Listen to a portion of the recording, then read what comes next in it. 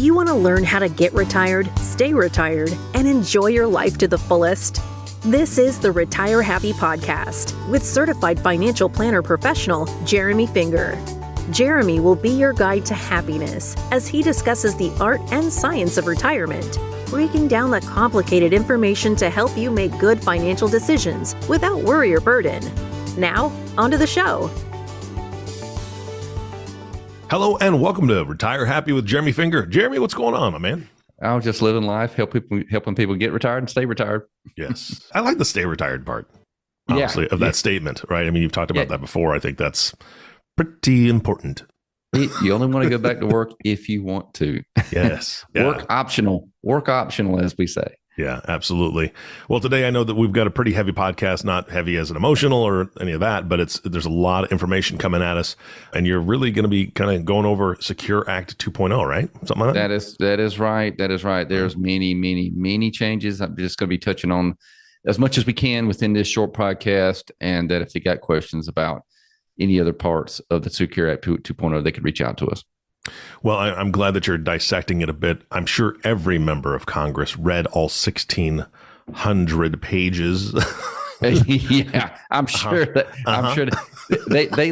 they look for the portion that benefited them and then checked off. Yes, exactly. So I'm glad you're here to break it down. I don't expect anybody to, I don't expect you to read the 1,600 pages, but I know that you have gleaned the most important things for your clients and all the listeners. So I'm excited to get into this.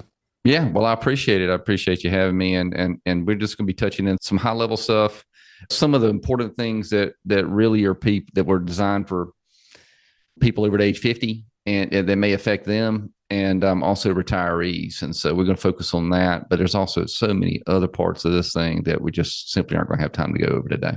Yeah, absolutely. And I want to clarify something. Thank you for having me. This is your podcast, man. I'm just here for the ride. I'm learning along with the audience, and I'm excited to do so with you. So let's get started. You are my steady co-pilot, though. I just want you to know. I appreciate you. Deal. All right, let's get into it. So one of the main things that the Secure Act 2.0 did is push back the required minimum distribution age on IRAs again. Secure Act 1.0 pushed it back a little bit, but 2.0 pushed it back to 73. And basically, here's the breakdown. If you're born before 51, no change. If you're born between 51 and 59, RMD ages are 73. If you're born in 1960 or later, your required minimum distribution age will be 75. So in other words, it gives the retiree a little bit more time before they're forced to take money out of their retirement accounts and get taxed on it. So for those doing Roth conversions, it gives you a little bit more runway. And so to do those conversions, so you may not have to convert as much as you may think, you just got an extra year or two. Yeah. So, I mean, that allows for more growth, right? I mean, that's one of the things, one of the huge benefits. Hopefully there's growth. That's right. So now it being pushed back, and let's just say assuming more growth, when the required minimum distribution happens, you may potentially have to take out more money. So that also has to be thought of as well. It's a good problem to have, though, really. Yeah, right? I mean, we're talking about things that are for people with money, so there are some responsibilities around that and things to think about. Sure. Yeah. All right. Well, that's great. That's good news. Yeah. So another thing is that the catch-up contributions for 401ks, it went up. And so the maximum you can contribute for the 401k in 2023 is $22,500. And the catch-up contribution is $7,500 for people over to age 50. Mm-hmm. But there's a special catch-up contribution in 2025 for people who are 60 to 63. And that's 150% of the original amount, which would be, in this case, $10,000. Wow. Okay. Yeah. You said that starts in 2025? Yeah. So the special catch-up contribution in 2025 for people who are ages 60 to 63 at that time can do 150% of the standard catch-up contribution amount, which in this case would be $10,000. Wow, that's good. So an extra 10 grand for people in their early 60s. All right. All right. What else? Yeah. So this is a little, I say strange, is if you make over $145,000, your catch-up contribution would have to go into a Roth 401k. And if you're under $145,000, you can put it in a pre-tax account. Now, the real reason why they're doing that is they want to tax the money. They want their money. That's right. Well, that's right. Now there's going to be some indexing for inflation in there as well, but yeah, they want to tax the money. But so just be mindful of that. Now, for the business owners out there that have 401ks and retirement accounts for their employees, obviously this adds more complexity. Okay. As people are aging into catch-up contributions at age 60 and extra catch-up contributions and Roth versus non-Roth, they really want to make sure that they're dealing with the right TPA, third-party administrator, and also have possibly 316 coverage, which helps alleviate some of the liability there. What is that? What was that last part? It is that you can pay for, typically a business owner who has a 401k may be able to pay for extra scrutiny on their part to make sure that that all the distributions are done properly and all the notifications are filed properly, and things like that. So in other words, they hiring someone to double check this and make sure that they're putting the money in the right spot so they don't have to think about it and they can run their business and make a ton of money. Yeah. And here's the thing is you've spoken about it before, and I'm a huge advocate of finding the professionals in your life that can take those things off your plate, especially business owners. That's right. I mean, don't spend your time doing that. Right. I mean, it's complex. That's why people actually, get schooling and education and to do that specific job. Right. Yeah. And I've seen, the cost, it's not that much. I mean, I think the recent quote I saw was $750. Oh, yeah. So for a year. And you're really making sure that the administrators are taking some burden off of your plate, and your employees know all the options that might be beneficial for them, increase employee retention and things like that. Yeah. Okay. Yep. Yeah. Good news. Yeah. Also for business owners, there's also some credits that if they didn't have a plan, that if they started a plan, they may be able to get some tax credits, in essence, possibly making their setup costs zero. Okay. So that's great. Yeah. So if they don't have anything set up, they may be able to get some free money to set it up. Okay. So this is the point in the podcast right now where I'm just going to say this out loud. If you're listening to this and you know a business owner, and whether they have some sort of plan or not, share this podcast with them, please, because this can be a complete game changer. If they've been dragging their feet, right, Jeremy? I'm sure that you've dealt with this a lot. People just kind of drag their feet when it comes to finances because I don't want to deal with it, or I just don't know exactly what I'm doing. And so we just kind of procrastinate about that. As a small business owner myself, guilty. Yeah. Right. Yeah. And the thing is, I'm just going to tell you what I tend to do is kind of just word vomit on what I have a problem with and what I'm frustrated about to someone who is knowledgeable in the area. There you go. And then guess what they do? They translate my frustration into next steps, or better yet, do it for me, and then I can go on with my life. Yeah. That's great. Yeah. So a couple other things about the Security Act 2.0 is 529 plans to Roth. So 529 plans have been a great tool for saving for educational expenses.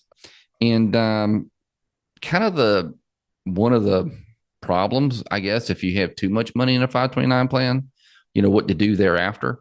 You can transfer that up to first cousins, but hey, do I really want to give it to my sister's kids or whatever?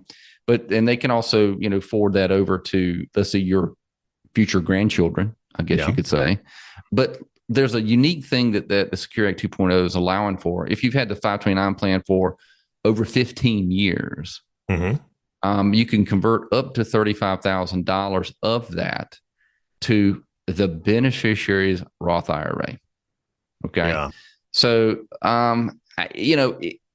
it sounds cool, but in reality, they need to have earned income, and you can't double dip. So you don't convert over, and then they can add money to their own Roth as well if they were working. So they can't do both. No, you can't do both. You can't double dip the chip here. So, but it does give a little bit more options. And I think people out there may be hearing about this and think it's like the greatest thing, but it's really not as good as it may sound. I've had, most people I've talked to use it for legacy education, either for their children's work certifications, if they're trying to get it, that's not covered by their employer, or for their future children. So like an educational legacy. Yeah, I'm willing to bet there are people listening to this right now that are maybe in year 13 or 14 having a 529 plan, and they're looking at their child, their lovely little child, and going, "Oh man, they're not going to go to this 4-year university that we planned for 15 years ago or 13 years ago. Now what, right? Because that extra money, there's always been a penalty, if I'm not mistaken. You got to pay taxes, then you have some sort of penalty if you were to take it out. But I think this gives them a good option for, maybe they go to a tech school and they're going to be a mechanic, which is great job. But, then they don't use all the money that was in there, and then they're concerned about penalties. Now this kind of alleviates at least some of that, right? So that's. Yeah, it does. It gives them a little bit more options for that.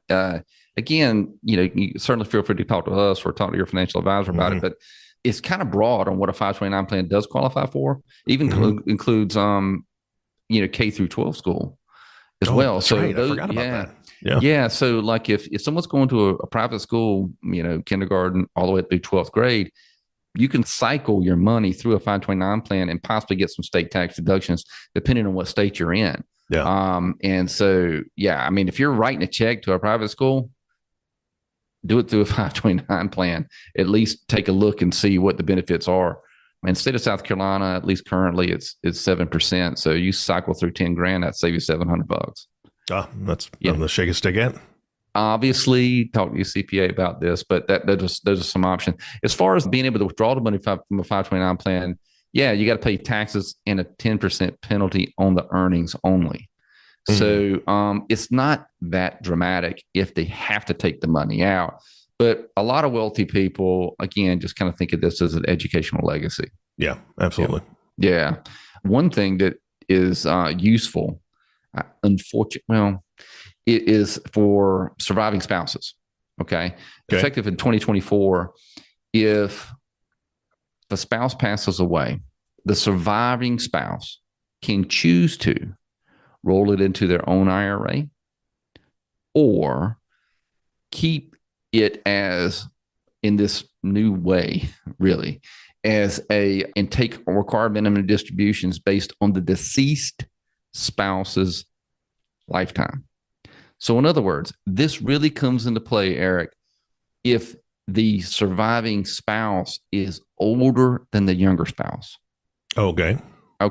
So let's just pretend, for instance, that the deceased, their required minimum distribution would start at 73. And this deceased was 68. The surviving spouse can delay this bucket of money from required minimum distributions until that person would have turned 73, in this case, 5 years. Okay. Yeah. So even though they may be 80 years old, let's say they're 80 years old and they got to take required minimum distributions on their account, the bucket of money that was in the deceased IRA, they can delay those RMDs. That's huge. That's a great benefit that was written in. That's right. Yeah, it really is. So the surviving spouse, again, has three options: roll it into their own IRA, do this new way, keep it in the deceased account estate, or have a beneficiary IRA as if they're a beneficiary and they have to liquidate it in a 10-year period or something, like that. So that's unique. And so really it just adds another complexity of buckets of money and what to do when you're thinking about taxes and retirement. Yeah. So it does add a bit more complexity. Yeah. Again, the reason to call right? Yeah. I mean, yeah, that's right. Unless you really like super enjoy this stuff. But what I like to tell people, Eric, is this is like, as I ask them the question, hey, 10 or 15, 20 years from now, looking back on today, do you really wish you spent more time doing this? Right? Or do you want to spend it with your spouse or your kids, your grandkids? And I mean, that's really what living your life is. I mean, living your best life is, in my opinion. Or your boat. Boat, golf course. The boat. Yeah, we're talking about the boat again. Yeah, the boat, golf course, tending to your vegetables, whatever it may be. Yeah, very few people, I think, sit there and say, hey, I really wish I'd studied more on this stuff that I could outsourced or gotten some good information on. That's right. On the deathbed, man, I'm so glad I cuddled up with a glass of wine and a 1,600-page tax thing. I really would nobody like to have ever. Well, if someone is like that, I really want them on this podcast. Like, well, I don't know. Maybe they put everybody to sleep. Yeah. Oh man, that could be. Oh, okay. You just created an app. I don't know if you knew that or not, but you just completely. Anybody out there that wants to read that 1,600-page book and record it, that could be a put somebody to sleep app, right? And you know who we need to have read it? Who? It's the guy from Ferris Bueller's Day Off. Bueller. Oh, good Lord. Bueller. Completely just monotone, yeah. Page 1, 2, 3 That's right. Of the 1,600-page app. 99. No, be it. You got me all choked up over here, Jeremy. Oh my goodness. Yeah. You're all weepy and I'm weepy. It's weepy and sentimental. It's a very emotional document. All right. Well, so I can survive this. Do you have anything else that we're going to cover today? Yeah. Was this too much for you to swallow? Is that what the problem was? Man, this is why I come here. just because you have these little things, quips, little zingers, quips. I got you. There's a QCD, which I love QCDs. If anybody's giving money to charity and they're over 70 and a half, very, very likely do a QCD. Obviously, talk to your CPA about it. But what a QCD is you're able to give money directly from your IRA to the charity, and it counts. And there's no tax. It counts as a part of your required minimum distribution if you have to take one. Okay, got it. So that's really good. And because a lot of people don't do itemized deductions, and even if they do, it may not be as beneficial as a QCD. You're limited currently to $100,000 per person, but there may be some times where that might be indexed for inflation in the future. But there is a unique thing in the Secure Act 2.0 that you can do a one-time gift of $50,000 to a charitable remainder trust.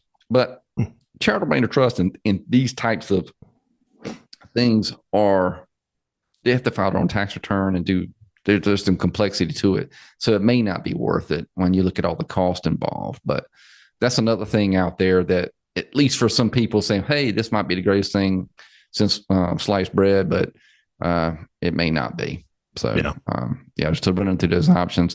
Another unique thing that the 2.0 does is that employers may be able to match the employee's money towards student loan debt. I heard that. Now explain that a little bit more to me. Yeah.